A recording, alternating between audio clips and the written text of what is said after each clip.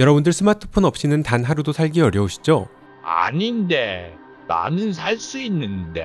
하는 사람 꼭 있던데 당신요 당신. 오죽하면 스마트폰의 등장 이후에 매슬로우의 욕구 5단계 이론이 7단계로 바뀌었다고 하죠. 이런 스마트폰에 있는 앱들 중에 제일 많이 사용하시는 앱이 아마 메신저일 거예요. 국내에선 카카오톡이 가장 대중적이죠. 약 4,800만 명의 액티브 유저를 보유하고 있는데 주변에 보면 카카오톡 놔두고 굳이 페이스북 메신저 쓰셔서 놀림받는 분들도 있고요. 페이스북 메신저는 우리나라에선 좀 구박덩이지만 글로벌로 보면 9억 명이 넘는 사용자를 가지고 있습니다. 나름 짱먹는 그룹에 속하는 거죠. 네이버 재팬에서 만든 라인도 있는데 일본과 동남아 메신저 시장을 꽉 잡고 있습니다. 역시 사용자 수는 2억 명이 넘고요. 그런데 여기 사용자가 10억이 넘는 메신저가 있습니다. 중국 관련된 업무 하시는 분들께는 필수 앱으로 불려지고 있고 요즘은 우리나라 분들 스마트폰에서도 종종 눈에 띄는 것 같아요. 사용자가 10억이 넘는데 상대적으로 국내에선 덜 알려진 메신저 위챗에 대해 알아보겠습니다.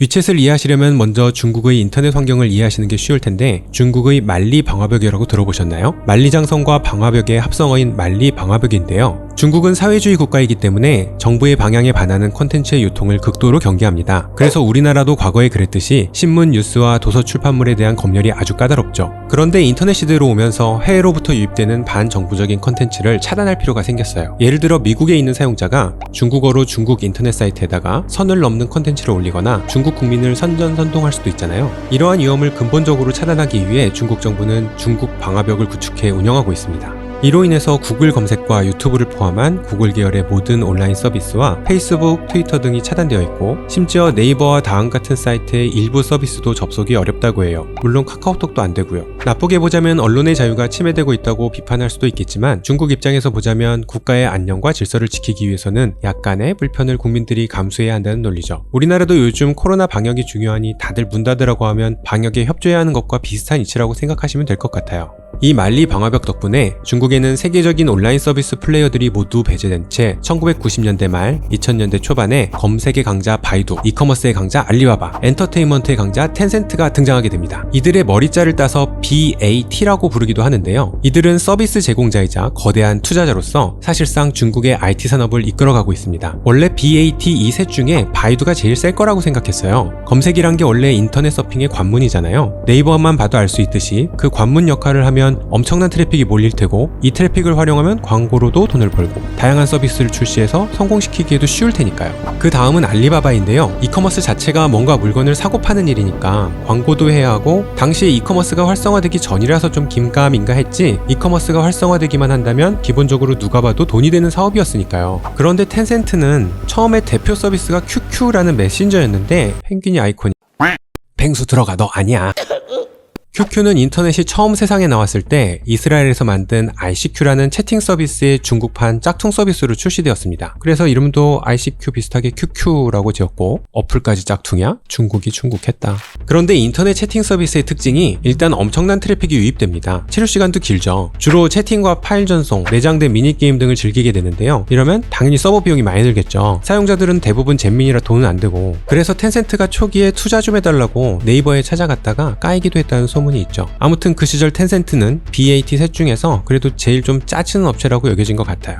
그런데 지금 상황은 바이두와 알리바바를 다 제꼈어요. 네이버를 넘어선 지는 오래됐고요. 2000년대 초반 BAT 중에서 가장 짜치다고 평가되던 텐센트가 압도적으로 잘 나가는 기업이 된 거예요. 텐센트는 2011년 1월에 새로운 메신저 위챗을 세상에 내놓습니다. 중국어로는 웨이신이라 하고 글로벌하게는 위챗이라고 불리는데요. 웨이신을 한국어로 옮겨 적으면 미세하다라는 뜻의 미, 통신의 신으로 우리말로 번역하면 아주 작은 통신이란 뜻입니다. 텐센트는 이미 QQ로 중국 내 메신저 시장을 장악하고 있었음에도 불구하고 또 다른 메신저 위챗을 개발해서 자사의 매출을 자사의 다른 서비스가 까먹는 일명 카니발라이제이션이 발생하는 것은 아닌지 하는 우려가 있었습니다. 나중에 텐센트가 위챗을 개발한 이유는 큰 그림이 있었기 때문인 것으로 밝혀지는데요. 너는 계획이 다 있구나. 위챗은 단순히 메신저 앱이 아니라 멀티 플랫폼입니다. 위챗의 기본 기능은 채팅인데요. 약간의 디테일의 차이는 있지만 카카오톡과 비슷하다고 보시면 될 것 같아요. 위챗에는 카톡에는 없는 기능이 있는데 한 메시지를 여러 사람들에게 한 번에 공유하는 기능이 있습니다. 스팸을 극혐하는 한국 사용자들의 인식 때문에 카톡에는 적용이 안 되고 있는데요. 실제로 사용해보면 아주 편리한 기능입니다. 그 청첩장을 돌릴 때라든지 여러분들은 필요 없는 기능 그리고 위챗은 이모티콘을 직접 무료로 제작해 올릴 수도 있는데 마음에 들면 저장하고 공유해도 되고요. 카톡은 이모티콘을 제작해서 바늘구멍 같은 심사를 통과해 선정되면 그에 대한 저작권료를 받을 수 있는 것과는 차이가 있죠. 저작권 관점에서 보면 카톡이 낫다 싶을 수도 있겠지만 홍보 마케팅 관점에서 보면 위챗 방식도 아주 훌륭한 것 같아요. 위챗은 또 채팅 기능에 모멘트 기능을 붙였습니다. 카카오 스토리 혹은 페이스북 피드로 이해하시면 되는데 페이스북을 쓰지 않는 중국에서 위챗 모멘트는 가장 대중적인 SNS로 개인 스토리를 공유하는 플랫폼으로 사용 중이에요. 특징으로는 친추가 된 사람들에게만 노출된다는 점이죠.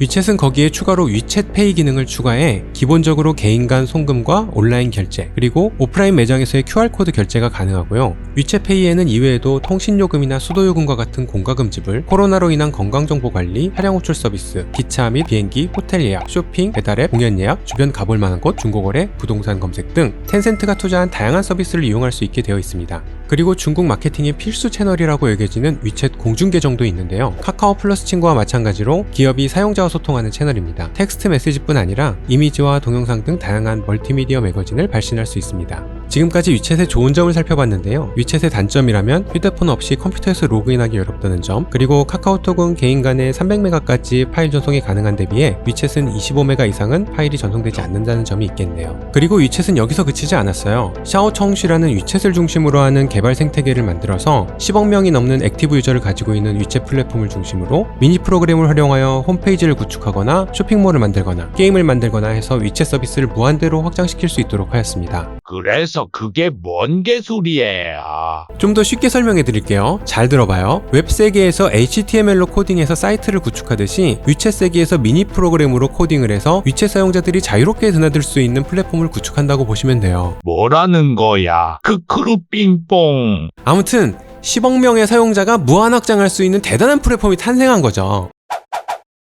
위챗은 명실상부한 글로벌 최대 메신저 앱 중 하나입니다. 하지만 중국어권 외부로 사용자 확산이 빠른 속도로 이루어지지 않고 있는데 가장 큰 이유는 중국 정부의 검열 때문인 것 같아요. 앞에서 말씀드린 바와 같이 중국 정부는 민감한 콘텐츠에 대한 관리를 무척 철저히 하고 있는데요. 이 때문에 콘텐츠를 다루는 모든 중국의 인터넷 기업들은 사실상 실시간으로 내용을 관리 감독할 의무를 가지고 있으며 중국 정부가 요구할 경우 개인정보를 정부에 제공해야 한다고 합니다. 서비스 약관에도 이런 내용이 들어있기도 하고요. 하루에 수백억 건에 달하는 개인 간의 채팅 내용을 정부가 모두 일일이 검열하는 것은 불가능한 일이지만 중국의 인터넷 업체들은 핵심 키워드나 이미지를 검색해서 걸러내는 방법으로 정부의 지침에 협조하고 있죠. 중국 관련 뉴스를 보면 누군가가 온라인에서 중국의 고위 관료를 비난하거나 어떤 사건을 폭로했다는 이유로 중국 공안에 의해 구금되거나 며칠씩 연락이 두절되기도 한다는 이야기가 나오곤 해요. 좀 섬뜩하죠? 이건 제가 직접 경험했던 일인데요. 중국 정부가 심혈을 기울여서 준비한 큰 행사에서 약간의 실수가 발생한 적이 있는데 다소 우스꽝스러운 짤이 나돌아서 그 이미지를 캡처해서 친구들에게 전달했더니 중간에 그 이미지만 하이제킹 되더라고요. 이런 상황은 애교스럽다고 봐주는 것 같기도 하고, 그래도 지속적으로 심각하게 민감한 내용을 온라인상에서 소통하게 되면 계정이 블랙리스트에 오르게 돼서 집중적인 감시를 받게 되고 정말 심각한 경우에는 진짜로 법적 책임을 지게 될 수도 있다고 해요. 하지만 제가 10년 넘게 위챗을 사용해본 결과 정상적으로 위챗을 사용하신다면 크게 걱정할 필요는 없을 것 같아요.